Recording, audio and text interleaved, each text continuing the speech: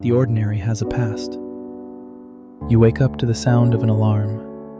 You drag yourself out of bed, eat something quickly, and spend the next 8 hours doing something someone else tells you to do. Then you come home, eat, scroll, sleep, and do it again. You call this normal. But for 99.9% of human history, this didn't exist.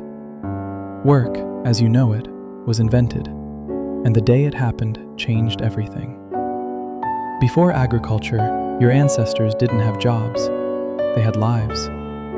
They woke with the sun, moved through the landscape, found food, made tools, told stories, and rested when they were tired. Anthropologists who studied modern hunter-gatherer groups found that they worked about 15 hours a week. 15. The rest of their time was spent talking, laughing, playing, and being with each other. There were no bosses, no rent, no weekends because every day was already mostly a weekend.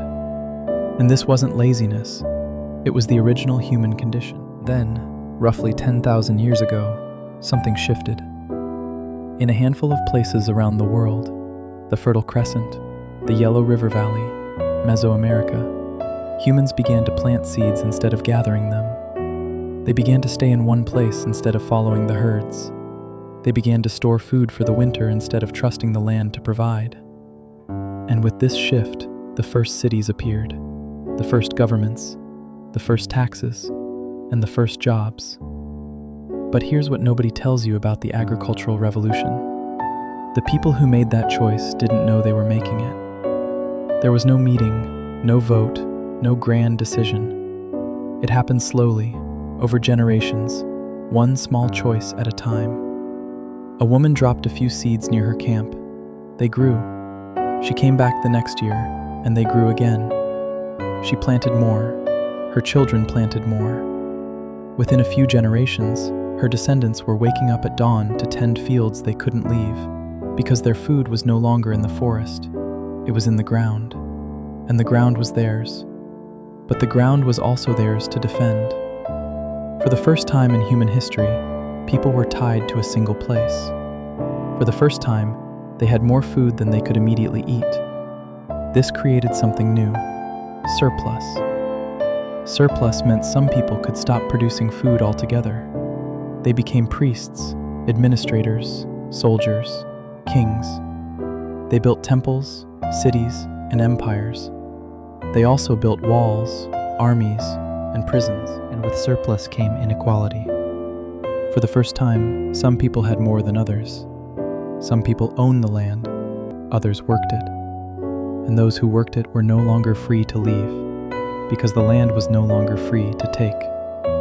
This is the day work was born. This is the day you became an employee.